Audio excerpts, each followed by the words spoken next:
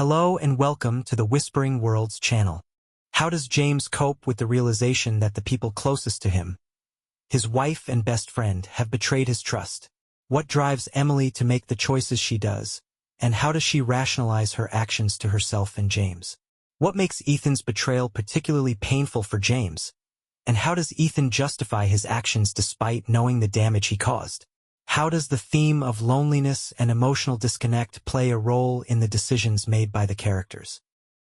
The day I started suspecting something was wrong with my marriage wasn't marked by a grand revelation or a single catastrophic event. It began with a whisper, something unspoken between Emily and me. It was the way her smile didn't quite reach her eyes when I came home late from work, the subtle way her phone screen always seemed to tilt away from me, and the growing quiet in the spaces where laughter used to live. Emily and I had been married for 10 years. She was my college sweetheart, the kind of person who could light up a room just by walking in. We shared everything. The struggles of building our careers, late-night conversations about our dreams, and the joy of our first home in a leafy suburb outside Chicago. But somewhere along the line, things changed. I first noticed it on a Friday night. We were hosting a barbecue, a regular thing for us and our group of friends. Ethan Carter, my best friend since high school, was there, flipping burgers on the grill like he owned the place. Emily's laughter drifted across the yard, light and free. I watched her lean in a little too close to Ethan, her hand brushing his arm as she handed him a plate. It wasn't anything overt, just enough to leave a sour taste in my mouth. "You good, man?" Ethan asked later, clapping me on the shoulder. His grin was easy, the same as always, but something in his eyes felt off, nervous. Maybe. I brushed it off, blaming my unease on a long workweek. But then there were the late-night texts Emily tried to hide. She'd sit on the couch, her legs tucked under her, her phone glowing in her hand. Whenever I entered the room, she'd lock the screen and smile. Too bright, too forced. "You've been busy on your phone lately?" I said one night, trying to sound casual. She shrugged, not meeting my eyes. "Just chatting with the girls. You know how it is." Except I didn't. Emily had always been an open book, and now pages were missing. The breaking point came a few weeks later. Emily said she had a girls' weekend planned, a trip to a cabin in Michigan with her friends. I didn't think much of it at first. She deserved a break. But when I casually mentioned it to Claire, one of her closest friends, at the grocery store, she looked puzzled. "Cabin trip? I don't know about that," Claire said, shifting uncomfortably. "Maybe it's just a different group of friends." The seed of doubt planted itself firmly in my mind. That night, while Emily packed, I couldn't stop myself. "Are you sure this is just a girls' trip?" I asked, my tone sharper than I intended. She paused, her hand hovering over her suitcase. "What's that supposed to mean?" "I don't know," I said, trying to backpedal. "It's just, I ran into Claire today, and she didn't seem to know anything about it." Emily's face flushed. "You're checking up on me now? What, you don't trust me?" The words hit like a slap. Of course I trusted her. Didn't I? But as she stormed out of the room, the doubt gnawed at me like a living thing. That weekend, I couldn't shake the feeling that something was wrong. On Sunday night, when Emily returned, her mood was lighter, almost cheerful. But it felt like a mask, too polished to be real. "Did you have fun?" I asked as she unpacked. "Yeah, it was great," she said, her back to me. Exactly what I needed. I wanted to believe her. God, I wanted to. But the tension between us only grew in the weeks that followed. Small arguments turned into bigger fights. Emily accused me of being distant, of working too much. I accused her of hiding things. Neither of us said what we were really thinking. And then, one night, I found the message. Her phone buzzed on the kitchen counter as I poured myself a glass of water. The screen lit up, displaying a text preview. "I can't stop thinking about you. Last weekend was amazing." My heart slammed into my ribs. The sender was just an initial E, but I didn't need a detective to figure it out. My hands shook as I stared at the screen, the words blurring. The room felt too small, the air too thick. "Emily?" I called, my voice tight. She appeared in the doorway, a dish towel in her hands. Her face paled when she saw the phone in my hand. "James, I can explain." "Explain what?" I snapped, holding up the phone. "That my wife has been sneaking around with my best friend?" Her lips parted, but no sound came out. The silence stretched between us, heavy and suffocating. "Say something," I demanded, my voice cracking. I didn't mean for it to happen," she whispered, tears pooling in her eyes. But it had happened, and nothing would ever be the same. The night after I found that message, sleep didn't come. I lay in bed, staring at the ceiling, replaying Emily's words over and over. I didn't mean for it to happen. What did that even mean? Affairs didn't just happen.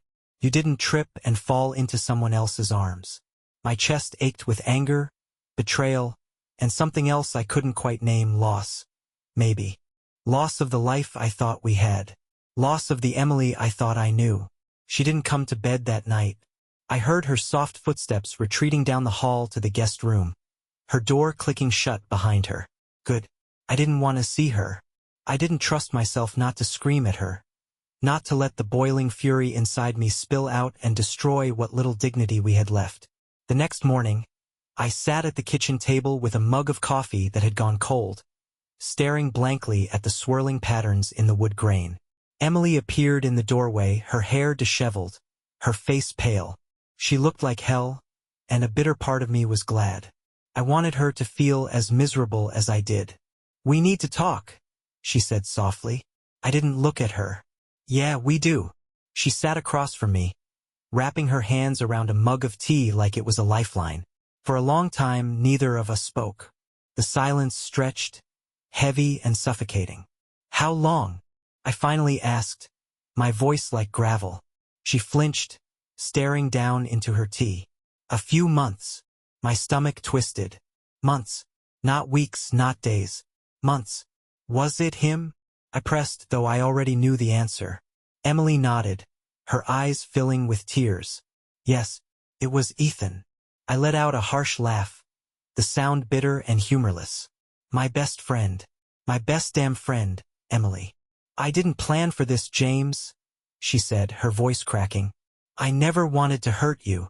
I slammed my hand on the table, making her jump. "But you did. You didn't mean for it to happen, but you kept doing it. Over and over. Behind my back." Her tears spilled over, but I didn't care. Not now. I was too angry, too hurt. She began, but I cut her off. "Was it worth it?"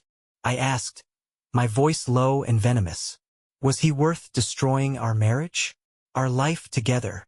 She looked away, her silence answer enough. Later that day I called Ethan. My hand trembled as I dialed his number, rage bubbling just beneath the surface. He picked up after the second ring, his voice casual and unassuming. "Hey James, what's up?" "Cut the crap," I snapped. "You know exactly what's up." There was a pause, and then Ethan let out a shaky breath. "James, don't you dare try to justify this," I growled. "You were my best friend, Ethan. My brother. How could you do this to me?" "I didn't mean for it to happen," he said, echoing Emily's words. I barked out a laugh, sharp and bitter. "Seems to be a theme with you too." "James, I'm sorry," he said, his voice strained. "I don't know what else to say." "Don't say anything," I spat. "Just stay the hell away from me. And from Emily." There was another long pause. "It's not that simple." My grip on the phone tightened. "What's that supposed to mean?" Ethan hesitated, and then his words came tumbling out. "Emily, she's been talking about leaving, about starting over. With me." The air left my lungs in a rush. For a moment, I couldn't speak, couldn't think. "She what?" I finally managed, my voice barely above a whisper. "I'm sorry, James," Ethan said again, and for once he actually sounded like he meant it. "But I love her." I hung up before he could say another word. My hands were shaking, my heart pounding like a war drum in my chest. Love her? Ethan loved her? And she was thinking about leaving me for him? When Emily came home that evening, I was waiting for her. She walked through the door, her expression wary, like she knew what was coming. "Ethan called me," I said without preamble. Her face fell. "James, don't," I snapped, cutting her off. "Don't lie to me. Don't tell me it's not what I think it is. Just tell me the truth, Emily. All of it." She hesitated, then sank onto the couch, burying her face in her hands. "I don't know what you want me to say." "Say something," I demanded. "Say why. Say how you could do this to me." Tears streamed down her face as she looked up at me. "Because I felt invisible, James. Because you were always at work, always busy. And Ethan, he was there." I stared at her, incredulous. "So this is my fault? Because I worked to provide for us, to give us a good life." "No," she said quickly. "That's not what I meant. I felt lonely, and I made a mistake. A terrible, terrible mistake." "A mistake is spilling coffee on a rug," I said coldly. "What you did was a choice. Every single time, it was a choice." Emily broke down sobbing, but I couldn't bring myself to comfort her. Not this time. Not after everything. That night, I packed a bag and left. I couldn't stay in that house, surrounded by memories of a life that no longer felt real. I checked into a cheap motel on the edge of town, the kind of place with scratchy sheets and a flickering neon sign outside. It wasn't much, but it was mine, free of lies and betrayal. As I lay on the lumpy mattress, staring at the water-stained ceiling, one thought consumed me. I would never forgive them. Not Emily. Not Ethan. They had destroyed everything I held dear, and there was no coming back from that. Tomorrow I would start figuring out my next steps. But tonight, all I could do was lie there and let the weight of it all crush me. The first morning I woke up in the motel, it felt like my life had split into two distinct parts. Before and after. Before was a life I thought I understood, secure, predictable, built on trust. After was this, a twisted mess of betrayal, anger, and questions I wasn't sure I wanted answered. The motel room smelled faintly of mildew, and the thin curtains didn't do much to block the pale morning light. I stared at the ceiling for a long time before dragging myself out of bed. I had no plan, no idea what to do next. But one thing was clear. I needed answers. Not from Emily or Ethan. I'd heard enough from them. I needed to understand how far this betrayal went, who else knew, and why no one had warned me. The first threads. I started with Claire, one of Emily's closest friends. I called her on my drive to a nearby diner, my knuckles white on the steering wheel. "Claire, it's James," I said when she answered. "Oh, hi, James," she replied, her voice cautious. She must have heard something from Emily by now. "I need to ask you something," I said, skipping the pleasantries. "Did you know?" There was a pause. "Know what?" "Don't play dumb, Claire," I snapped. "Did you know about Emily and Ethan?" Her sharp intake of breath was answer enough. "James, save it," I interrupted. "Just tell me how long you've known." "Not long," she said hurriedly. "A couple of weeks, maybe." I laughed bitterly. "And you didn't think to tell me?" "I didn't know what to do," Claire protested. "Emily's my friend, James. I didn't want to get involved." "Not get involved?" I echoed, my voice rising. "You didn't think I deserved to know that my wife was cheating on me with my best friend?" "James, I'm sorry," she said, her voice breaking. "I didn't mean to hurt you." Everyone kept saying that. They didn't mean to hurt me, as if their intentions somehow made the betrayal less gut-wrenching. More voices, more lies. I spent the rest of the day making calls. One by one, I reached out to people in our circle, friends, colleagues, anyone who might have seen the signs I missed. The more I talked, the clearer it became that I was the last to know. There was Sarah, another of Emily's friends, who admitted she'd overheard a suspicious phone call weeks ago, but hadn't wanted to stir the pot. There was Nick, a coworker of Ethan's, who let slip that they'd seen Ethan and Emily together at a restaurant miles from home but figured it wasn't their business. Even Greg, a mutual friend I'd considered a good guy, admitted he'd suspected something. "I didn't have proof, James," he said, his voice defensive. "What was I supposed to do? Accuse them without evidence?" "Anything," I replied coldly. You could have done anything but keep it to yourself. Every conversation left me feeling more betrayed, more isolated. It wasn't just Emily and Ethan who'd broken my trust. It was everyone around me. People I thought were my friends had turned a blind eye or kept quiet to avoid drama. Their inaction made them complicit. A confrontation with Karen. By late afternoon, I found myself standing on the doorstep of Karen's house. Karen was Emily's best friend and confidant, the person she called for everything from recipe tips to emotional support. If anyone knew the full story, it was Karen. She opened the door, her expression a mix of surprise and dread. "James, can I come in?" I asked flatly. Karen hesitated, then stepped aside. Her living room was pristine, decorated with trendy furniture and carefully curated knickknacks. Felt suffocatingly perfect. "Coffee?" she offered, gesturing toward the kitchen. "I'm not here for coffee," I said, crossing my arms. "I'm here for the truth. How long have you known about Emily and Ethan?" Karen paled, wringing her hands. "James, How long, Karen?" I demanded, my voice cutting. She sighed, sinking onto the couch. "Since the beginning." I felt like I'd been punched in the gut. "The beginning? You mean months ago?" Karen nodded, avoiding my gaze. "Emily confided in me when it started. She was confused, unhappy. She needed someone to talk to." "And you encouraged her?" I asked, my voice shaking with rage. "No," Karen said quickly. "I told her it was a bad idea, that she needed to figure things out with you.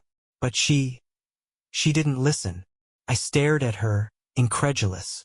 "And you didn't think to warn me? To tell me my wife was throwing away our marriage for my best friend?"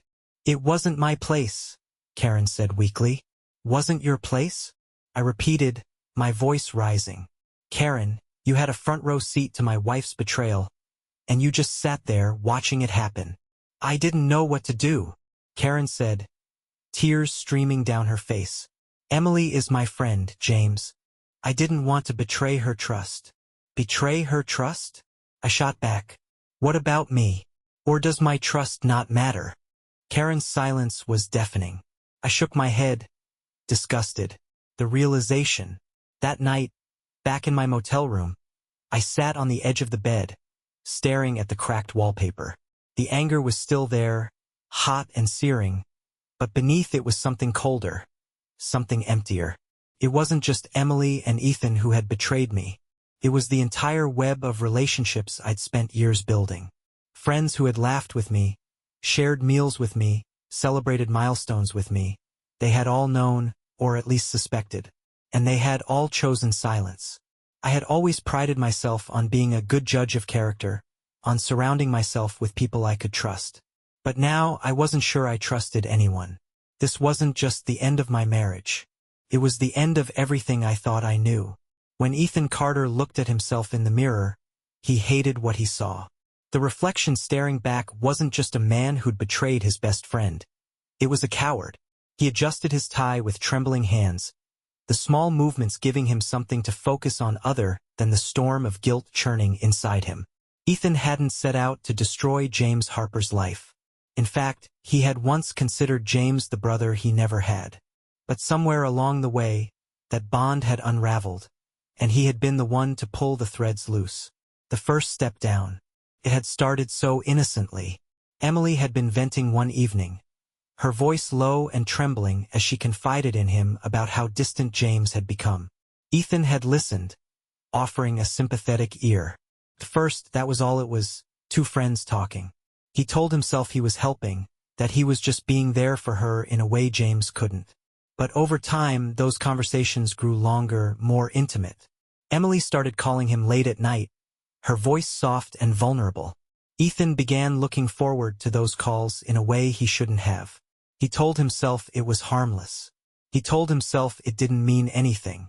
And then, one night, it stopped being harmless. The point of no return. He could still remember the moment it happened. They had met for coffee, an innocent enough setting, or so he'd thought. Emily had looked exhausted, her eyes rimmed with red, her hands clutching her mug like it was the only thing keeping her grounded. "Do you ever feel like you're living someone else's life?" she had asked, her voice barely above a whisper. Ethan had hesitated, unsure how to respond. What do you mean?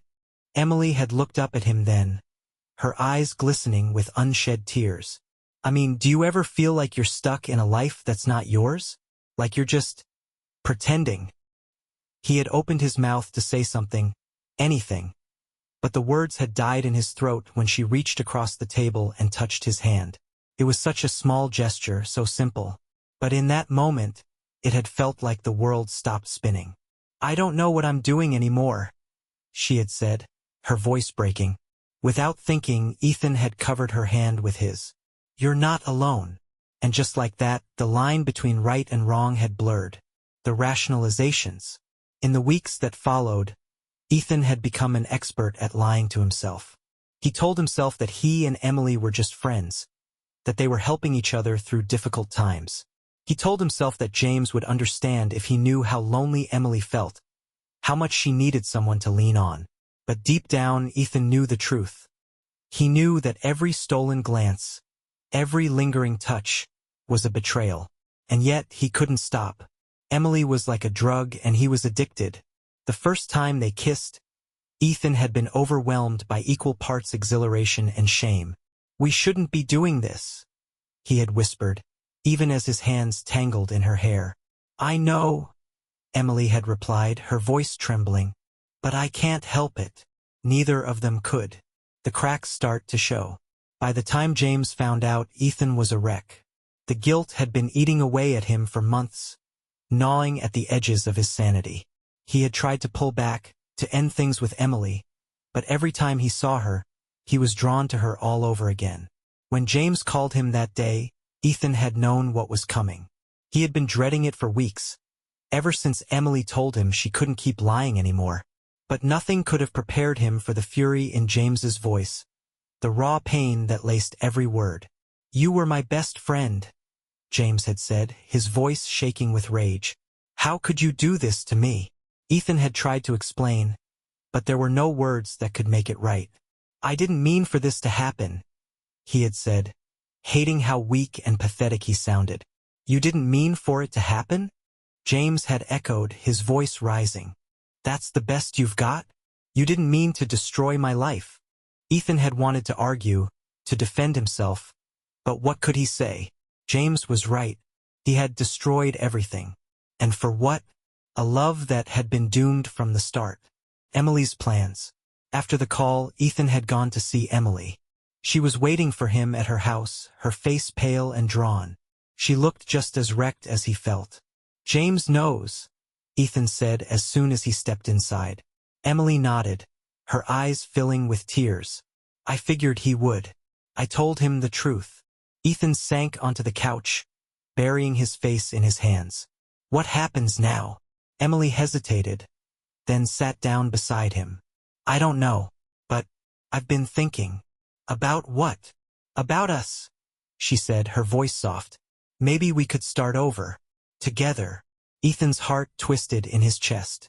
He wanted to say yes, to tell her that he would follow her anywhere.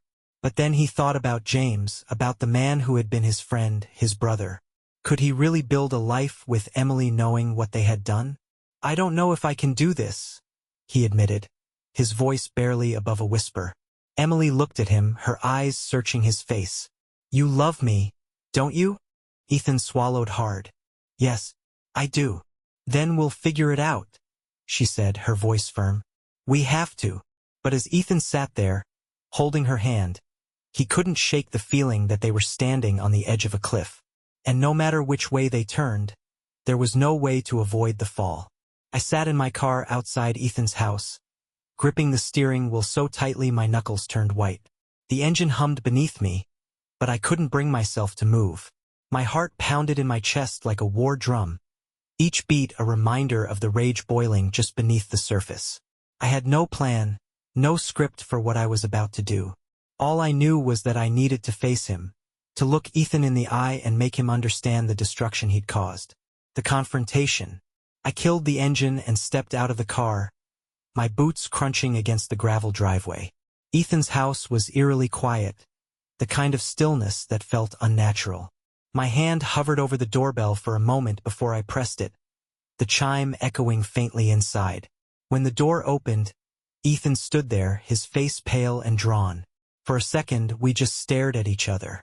He looked like a ghost of the man I used to know, the easygoing best friend who had been by my side through every high and low. But now all I could see was a stranger. "James," he said, his voice hesitant. "Can I come in?" I asked, my tone sharp. He hesitated, then stepped aside to let me in. The house smelled faintly of coffee and something metallic, like cold regret. I followed him into the living room, my fists clenched at my sides. "You've got a lot of nerve," I said, breaking the silence. Ethan turned to face me, his shoulders slumped. "I deserve that." "You deserve a hell of a lot more than that," I snapped. "You were my best friend, Ethan. My brother. And you went behind my back and—" My voice cracked, and I clenched my jaw, forcing the words out. "And slept with my wife." He flinched, his hands gripping the back of the couch like it was the only thing keeping him upright. "I didn't mean for it to happen." "Don't give me that," I growled. "I've heard enough of that line. It didn't just happen. You made a choice, Ethan. Every single time you chose to betray me." "I know," he said quietly. "And I'm sorry, James. I am so damn sorry." "Sorry?" I repeated, laughing bitterly. "You think sorry is enough? Do you have any idea what you've done to me? To my life?" Ethan's eyes filled with tears, but I felt no sympathy. "Not anymore. I didn't want to hurt you," he said. "I never wanted any of this." "Then why did you do it?" I demanded. "Why?" Ethan opened his mouth, then closed it again, struggling for words. "I don't know," he admitted finally. "I was lonely. She was lonely. We connected." "Connected?" I repeated, my voice rising. "You connected? Is that what you call it?" Ethan looked away, unable to meet my gaze. The sight of him, so pathetic, so broken, only fueled my anger. "You didn't just ruin my marriage, Ethan," I said, my voice trembling. "You ruined everything. Every memory we shared. Every moment I thought we had each other's backs. You destroyed it all." "I know," he whispered, his voice barely audible. "And for what?" I pressed, stepping closer. "For some fleeting affair? For something that was never going to last?" Ethan's head snapped up at that, his eyes blazing with a sudden intensity. "Don't you think I know that?" he shot back. "Don't you think I hate myself for what I've done?" "Not enough," I said coldly. "Not nearly enough." Ethan tries to explain. He sank onto the couch, burying his face in his hands. For a moment, neither of us spoke. The room was so quiet I could hear the faint ticking of a clock on the wall. "I loved her, James," Ethan said finally, his voice muffled. I froze, his words cutting through me like a knife. "What did you just say?" He looked up, his face pale and drawn. "I loved her," he repeated. "I still do." My fists clenched at my sides. "You've got a funny way of showing it." "I didn't mean to fall for her," he said, his voice breaking. "But it happened, and I couldn't stop it." I stared at him, my chest heaving. "Do you even hear yourself? You don't fall in love with someone else's wife, Ethan. You don't cross that line. Ever." "I know," he said, tears streaming down his face. "And I'll regret it for the rest of my life." The breaking point. I stepped back, shaking my head. "You don't get to play the victim here," I said, my voice cold. "You made your choices, and now you have to live with them." Ethan nodded, his head bowed. "I don't expect you to forgive me." "Good," I said, "because I won't." I turned and walked toward the door, my heart pounding. But just as I reached for the handle, Ethan spoke again. "James," he said, his voice trembling. "I know you hate me, and you have every right to, but I hope one day you'll understand." I turned back to him, my jaw tight. "Understand what?" "That I never stopped caring about you," he said. "Even when I screwed up. Even now." The words hung in the air, heavy and suffocating. For a moment, I didn't know what to say. Then, finally, I shook my head. "You don't get to care about me anymore," I said. Not after this. And with that, I walked out the door, leaving Ethan and everything we had been behind. The aftermath. As I drove away, my hands gripping the steering wheel, I felt a strange mix of emotions. Anger, yes. Betrayal, absolutely. But beneath it all was something else. Something quieter. Grief. I wasn't just mourning my marriage. I was mourning the loss of a friendship that had once meant everything to me. Ethan had been my anchor, my constant, and now he was gone. For the first time in days, I let myself cry. Not for Emily, not for the life we'd built, but for the man I'd thought Ethan was, the man who no longer existed. When Emily called and asked to meet, I hesitated. After everything, I wasn't sure I could sit across from her without losing my composure. But I agreed, not because I wanted to hear what she had to say, but because I needed answers. I needed to understand how the woman I had loved for so many years had become a stranger. We met at a small cafe on the edge of town, a place we used to go to on lazy Sunday mornings. The familiarity of the setting felt wrong, almost cruel, as if the universe was mocking me. I arrived first and sat in the far corner, my hands wrapped around a mug of black coffee. When Emily walked in, I barely recognized her. She looked tired, her face pale and drawn, her eyes rimmed with shadows. She spotted me and hesitated, then made her way over. As she sat down, she offered me a weak smile. "Thank you for meeting me." I didn't respond, just stared at her, waiting for her to speak. A broken beginning. For a long moment, neither of us said anything. The silence was heavy, filled with unspoken words and unacknowledged pain. Finally, Emily broke the silence. "I don't know where to start," she said, her voice barely above a whisper. "How about the truth?" I suggested, my tone sharper than I intended. She flinched but nodded. "I deserve that." "Damn right you do," I muttered, leaning back in my chair. Emily took a deep breath, her hands trembling as she clutched her coffee cup. "I don't expect you to forgive me, James. I don't even expect you to understand. But I need you to know. It wasn't about you." I frowned, my jaw tightening. "Wasn't about me? Emily, you cheated on me. You betrayed me. How the hell wasn't it about me?" Tears filled her eyes, but she blinked them back. "It was about me," she admitted. "About how I felt. Or didn't feel." The confession. Emily looked down at her coffee, her fingers tracing the rim of the cup. "Do you remember when we bought the house?" I frowned, thrown by the sudden shift in conversation. "What does that have to do with anything? Just, do you remember?" She pressed, her voice quiet. I nodded reluctantly. "Of course I do." Her lips curved into a sad smile. "It was supposed to be the start of something, wasn't it? A new chapter. A fresh start." "Yeah," I said bitterly. "Turns out, it was the beginning of the end." She winced at my words but didn't argue.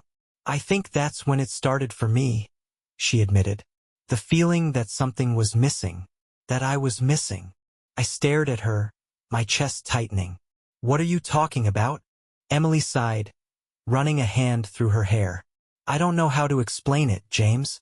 I felt like I was disappearing, like I was losing myself in the life we built.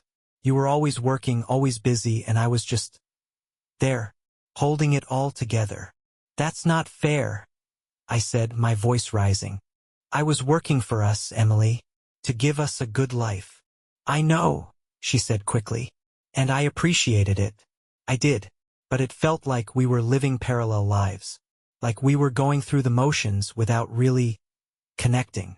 "So you connected with Ethan instead," I said, my voice dripping with venom.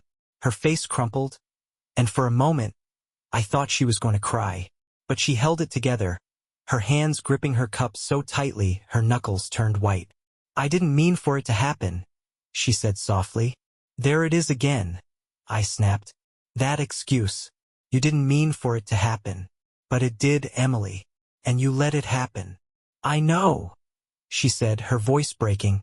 "And I hate myself for it." The other side. She looked up at me then, her eyes glistening with tears. "Ethan was there. He listened when I needed someone to talk to. He made me feel seen, James. I know that doesn't excuse what I did, but it's the truth. And what about me? I demanded. I was there too, Emily. You could have talked to me. You could have told me how you were feeling. I tried, she said, her voice trembling. But every time I brought it up, you shut me down. You told me you were busy, that things would get better. But they didn't, James. They just got worse. Her words hit me like a punch to the gut. Had I really been that blind? Had I ignored her cries for help without even realizing it? That doesn't justify what you did, I said quietly. I know, she whispered, and I'm not trying to justify it. I'm just trying to explain. The turning point. We sat in silence for a long moment, the weight of her words pressing down on me. Finally, I spoke. Do you love him? I asked, my voice barely above a whisper. Emily's eyes widened, and she shook her head. I don't know. I thought I did. But now, I don't know what I feel. Her admission felt like a slap in the face. So you threw away everything we had for something you're not even sure about? I didn't mean to throw it away, she said desperately. I was lost, James. And I made a terrible mistake. More than one, I corrected her. A mistake is one time, Emily. This was a choice. Over and over again. She nodded, tears streaming down her face. You're right, and I'll regret it for the rest of my life. A small step toward closure. I looked at her, at the woman I had once loved more than anything, and felt a strange mix of emotions. Anger, sadness, betrayal, but also a sliver of something else. Understanding, maybe, not forgiveness, but the faintest glimmer of clarity. I don't know if I'll ever be able to forgive you, I said honestly, but I do hope you find whatever it is you're looking for. Emily let out a shaky breath, nodding. I hope you do too. We didn't hug. We didn't touch. We simply sat there for a moment longer, two people who had once shared everything now struggling to find the words to say goodbye. When I left the cafe, the air felt different, lighter somehow. The pain was still there, the wound still fresh, but for the first time, I felt like I could breathe again. The first step forward was the hardest. Walking out of that cafe after seeing Emily for the last time felt like ripping off a bandage only to discover the wound beneath was still raw, still bleeding. But at least it was out in the open now. There were no more lies, no more secrets, just the wreckage of a life I had to rebuild. A visit to the therapist. I wasn't sure what pushed me to schedule the therapy appointment. Maybe it was something Emily said about me being distant, or maybe it was the simple fact that I couldn't keep carrying the weight of it all on my own. Whatever the reason, I found myself sitting in a dimly lit office across from a man named Dr. Michael Royce. Dr. Royce was in his late 50s with a calm demeanor and the kind of voice that made you feel like everything might be okay, even if you didn't believe it yourself. He sat across from me, a leather-bound notebook resting on his knee. So, James, he began, his tone gentle. What brings you here today? I let out a humorless laugh. Where do I even start? Wherever you'd like, he said. This is your time. I hesitated, then took a deep breath. My wife cheated on me, with my best friend. Dr. Royce nodded, his expression neutral. That must have been devastating. Devastating doesn't even begin to cover it, I said bitterly. It's like my whole life fell apart in an instant, and now I don't even know who I am anymore. That's a common feeling after a betrayal, Dr. Royce said. When the people we trust most let us down, it can shake the foundation of our identity. I leaned forward, my elbows resting on my knees. The worst part is I don't just feel betrayed by them. I feel betrayed by everyone. Our friends, people who knew and didn't tell me. It's like the whole world was in on this except me. Dr. Royce nodded again, his pen moving across the page. It sounds like you've been carrying a lot of anger and hurt. That's an understatement, I muttered. And what do you want to do with that anger? He asked. The question caught me off guard. I stared at him, unsure how to answer. I don't know. Scream, maybe? Break something? That's a start, he said, a faint smile tugging at the corner of his mouth. But I'd encourage you to think about what healing looks like for you. Not for Emily, not for Ethan, Not for anyone else, for you. Reconnecting with myself. Dr. Royce's words stuck with me. Over the next few weeks, I started focusing on myself for the first time in years. I took long walks in the park, letting the crisp autumn air clear my head. I dusted off my old guitar and spent hours strumming out songs I hadn't played since college. I even signed up for a boxing class, a place where I could channel my anger into something productive. At first, it felt awkward and forced, like I was trying to piece together a puzzle with missing pieces. But slowly, bit by bit, I began to feel more like myself again. Or maybe a new version of myself. One who wasn't defined by his marriage or his friendships, but by who he was at his core. Cutting ties. One of the hardest decisions I made during this time was cutting ties with people who had been complicit in the betrayal. Claire, Sarah, Greg, people I had once considered close friends, became casualties of my need for self-preservation. When Claire called to check on me, I kept the conversation short. "I appreciate your concern," I said, my voice steady. "But I can't pretend everything's fine. You knew, Claire. You knew, and you didn't tell me." "I didn't want to hurt you," she said, her voice pleading. "You hurt me more by staying silent," I replied. "I can't keep people in my life who don't have my back." It was brutal, but it was necessary. I was done surrounding myself with people who didn't value loyalty. A surprising ally. Amid the fallout, there was one unexpected source of support. Nick, Ethan's coworker. He reached out to me one evening, his tone hesitant but sincere. "James, I heard about what happened," he said. "I just wanted to say I'm sorry. I should have spoken up when I saw them together. I just didn't know how." "Why are you telling me this now?" I asked, my tone skeptical. "Because I see how much damage it caused," he said. "And because you deserve better." We ended up meeting for a drink, and to my surprise, Nick turned out to be a decent guy. He didn't try to justify his silence or make excuses. He just listened. For the first time in weeks, I felt like someone actually saw me, not as a victim or a broken man, but as a person who was trying to move forward. A letter from Emily. A month after our meeting at the cafe, Emily sent me a letter. It arrived in a plain envelope, her handwriting neat and precise. I hesitated before opening it, unsure if I wanted to hear what she had to say. But curiosity got the better of me. "James, I don't know if you'll read this, but I need to say it anyway. I am so sorry for the pain I caused you. I've spent every day since you walked out replaying my choices, wishing I could take them back. I know I can't, and I know you may never forgive me, but I hope you can find peace. You deserve happiness, even if it's not with me. With regret, Emily." I read the letter twice, my emotions swirling. It wasn't enough to undo the damage, but it felt like a small step toward closure. I folded it carefully and tucked it away in a drawer, unsure what to do with it but unwilling to throw it away. Looking ahead. By the time winter rolled around, I had started to feel the faint stirrings of hope. The anger wasn't gone, and the pain still lingered, but it didn't consume me anymore. I began to think about what I wanted for the future. Not just in terms of relationships, but for myself. For the first time in a long time, I felt like I was in control of my own life.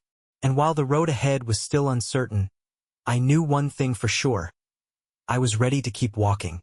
One of the most surprising things about betrayal is how far its ripples reach. It's not just about the immediate damage to a marriage or a friendship. It's the way it disrupts everything in its path, how it fractures relationships and forces people to choose sides. Over the next few months, I watched as the fallout from Emily and Ethan's affair unfolded in ways I never could have predicted. The collapse of Ethan's world. I didn't plan to keep tabs on Ethan, but our lives were so intertwined that updates found their way to me regardless. Nick, my unlikely ally, filled me in on what was happening at Ethan's office during one of our after-work drinks. "You heard about Ethan, right?" Nick asked, taking a sip of his beer. I frowned. "What about him?" Nick hesitated, then leaned in slightly. "Word got around about the affair. Someone let it slip to HR and now it's become a thing." I raised an eyebrow. "A thing?" "Yeah," Nick said, lowering his voice. "Apparently, the company's big on promoting a family-friendly image, and having an affair with a married woman didn't exactly fit the brand. He's been sidelined on some big projects, and people are starting to avoid him. I let the information sink in, a strange mix of satisfaction and pity twisting in my chest. Ethan had always been ambitious, the kind of guy who thrived on his professional reputation. Watching it crumble must have been killing him. Did he say anything about it? I asked, trying to sound casual. Nick shook his head. Not to me, but he's been different, quiet, withdrawn. For a moment, I felt a flicker of sympathy. Then I remembered the pain he'd caused me, and the flicker died. Ethan had made his choices, and now he was living with the consequences. Emily's struggles. Emily wasn't spared from the fallout either. Our circle of friends, once so tightly knit, began to fracture. Some people sided with me, others with her, and a few tried to stay neutral, though their silence often spoke louder than words. Claire, who had always been close to Emily, confided in me during a chance encounter at the grocery store. She's not doing well, Claire said, glancing around as if afraid someone might overhear. I think she's regretting everything. Good, I said flatly, grabbing a carton of milk from the shelf. Claire winced. James, I know she hurt you, but there's no but, Claire. I interrupted, my voice sharp. She made her bed. Now she gets to lie in it. Claire sighed, her expression pained. I wish things could go back to the way they were. I laughed bitterly. Yeah. Well, we don't always get what we want, do we? She didn't respond, and I walked away, leaving her standing there amidst the cereal boxes and canned goods. A shattered circle. The fractures in our friend group deepened as time went on. Parties and gatherings became awkward affairs, with people whispering in corners or avoiding certain topics altogether.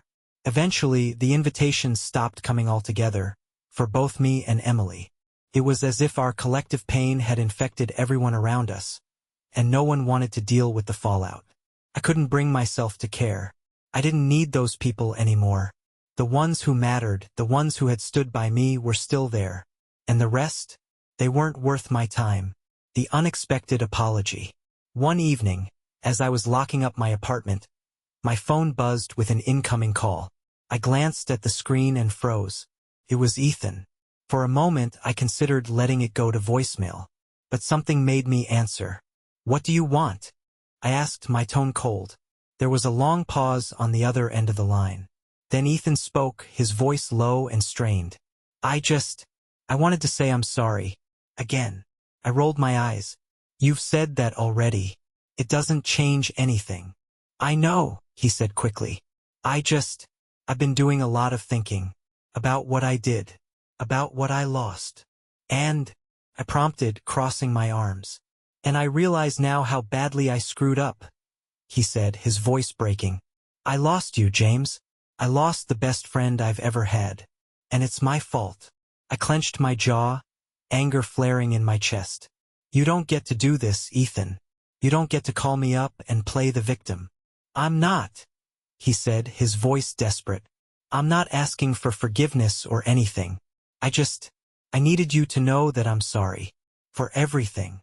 I was silent for a long moment, the weight of his words settling over me. Finally, I spoke. Good, I said. I'm glad you're sorry, but that doesn't mean I'll ever forgive you. Ethan didn't argue. He just let out a shaky breath. I understand. I hung up without saying goodbye. A glimmer of hope. Despite the chaos around me, there were moments of light. I reconnected with an old friend, someone I hadn't seen in years, but who reached out after hearing about the split.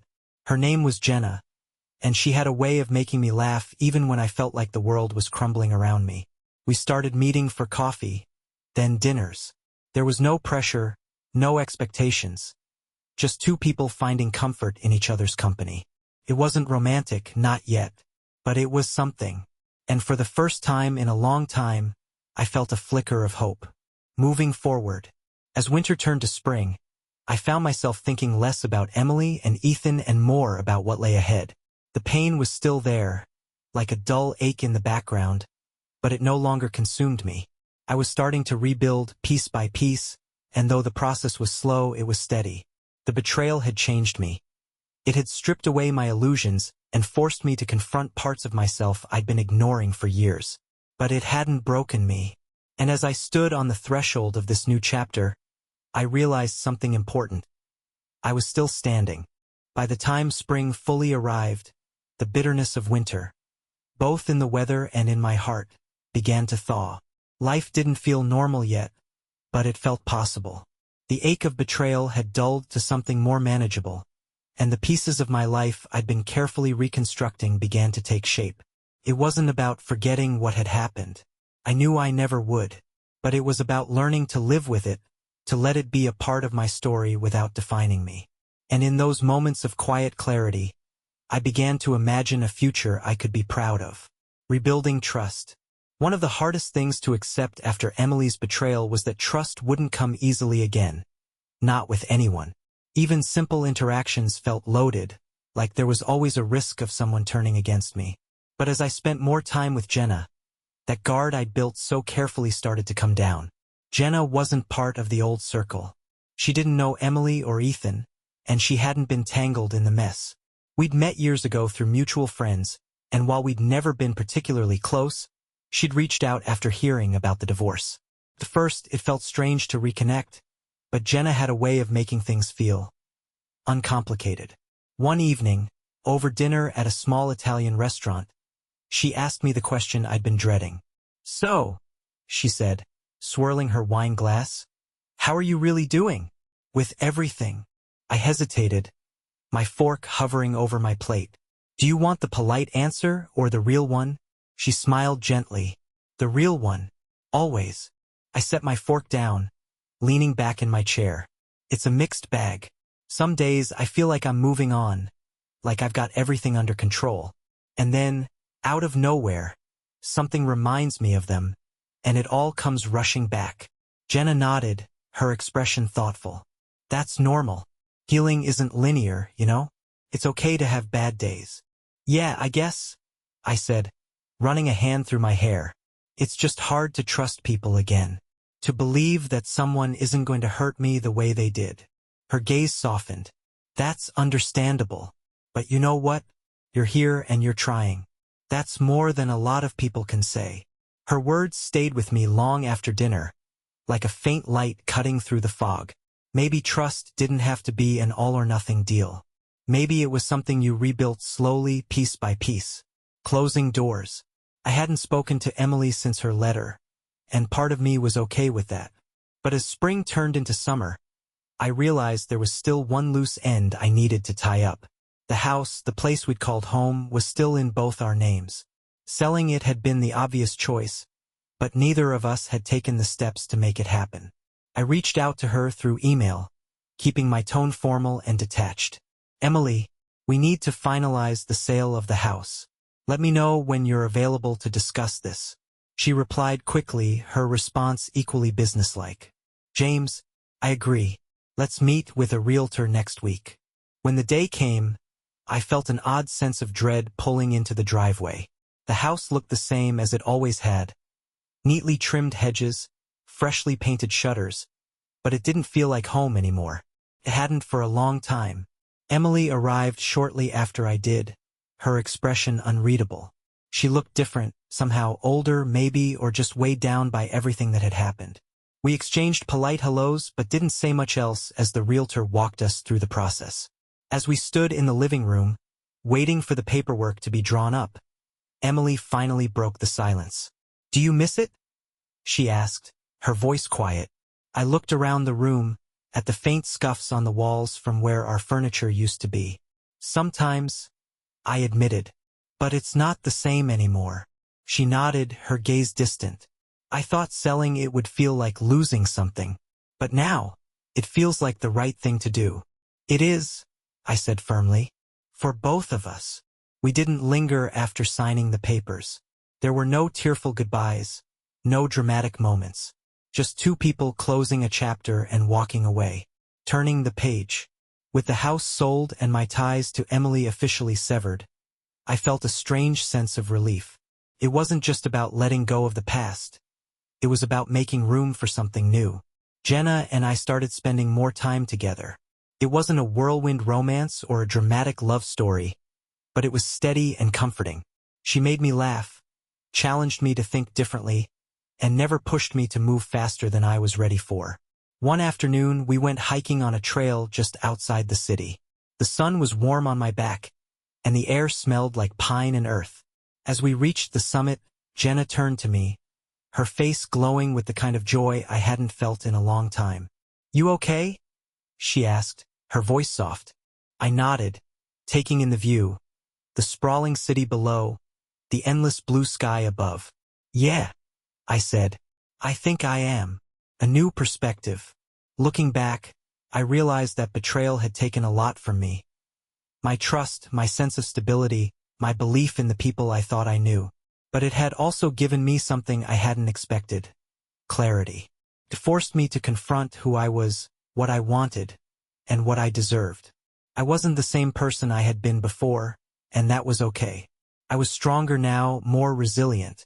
And while the scars would always be there, they didn't define me.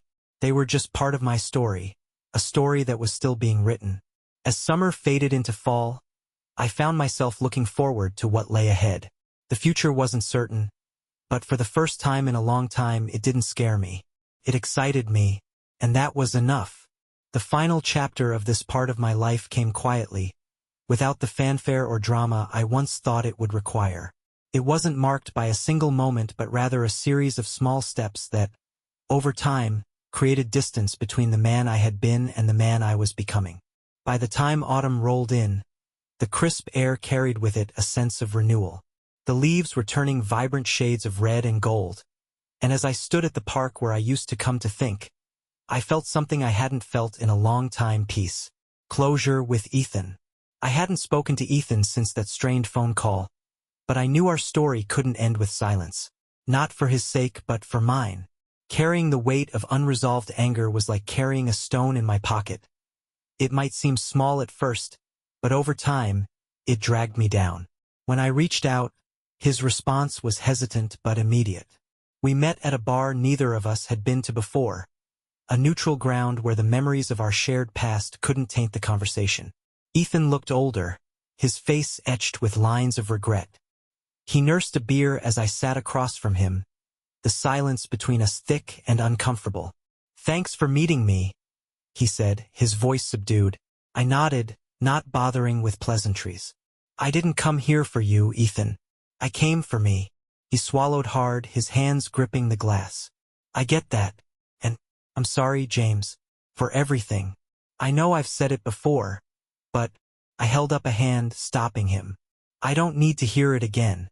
I know you're sorry, but that doesn't erase what you did." He nodded, his gaze fixed on the table. "I know." For a long moment we sat in silence. Finally I spoke. "I don't hate you anymore," I said, surprising even myself. "But I can't forgive you either. Maybe I will someday, but not now. And I think it's best if we don't see each other again." Ethan looked up, his eyes filled with something that resembled gratitude. "I understand." I finished my drink and stood. "Take care of yourself, Ethan." He didn't try to stop me as I walked away, and I didn't look back. Letting go of Emily. Emily's name didn't sting as much anymore. The memories of her were like old photographs. Faded, tucked away in the corners of my mind. I didn't reach out to her again after the house was sold, and she didn't reach out to me. It was an unspoken agreement, a mutual understanding that our paths had diverged for good. One evening, as I was going through a box of old belongings, I came across a photo of us from our wedding day. Emily's smile was radiant, her eyes filled with hope. I stared at it for a long time before tucking it into the back of the box. Not out of anger, but because it belonged to a chapter that was closed. Letting go didn't mean forgetting. It meant accepting that what we had was real, but it wasn't forever. And that was okay. A new chapter with Jenna. As the weeks turned into months, Jenna became a steady presence in my life. She was patient, never pushing me to move faster than I was ready for. With her, things felt light, uncomplicated. It was a stark contrast to the heaviness of my past. One crisp October afternoon, we found ourselves walking through the same park where I had stood earlier that year, searching for clarity. The leaves crunched beneath our feet, and the sun filtered through the trees in golden rays. "You've been quiet," Jenna said, glancing at me. "What's on your mind?" I smiled, surprised by how easy the answer came. "How good it feels to not have the past weighing me down anymore." She slipped her hand into mine, her touch warm and grounding. "You deserve that." As we walked, I realized something important. Jenna wasn't a replacement for Emily. She wasn't a band-aid or a distraction. She was simply Jenna, a new part of my story, one I was excited to explore, finding myself again. The most significant part of my journey wasn't about finding love or cutting ties with the past. It was about rediscovering who I was. For so long, I had defined myself through my marriage, my friendships, my career. But now, I was learning to define myself on my own terms. I picked up hobbies I had long forgotten. Painting, hiking, even writing. I spent more time with the few friends who had proven their loyalty, building relationships based on trust and mutual respect. And I found joy in the simple things. The smell of fresh coffee in the morning, the sound of leaves rustling in the wind, the quiet contentment of a life lived authentically. The bittersweet goodbye. One evening, as I sat on my balcony watching the sunset, I thought about everything that had happened. The betrayal, the anger, the heartbreak. Still hurt in a way, but the pain wasn't sharp anymore.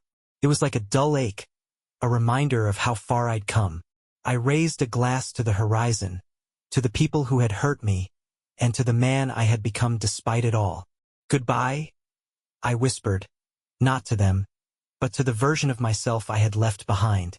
The sky blazed with hues of orange and pink, and for the first time in what felt like forever, I allowed myself to feel hope, not just for what lay ahead, but for the journey that had brought me here.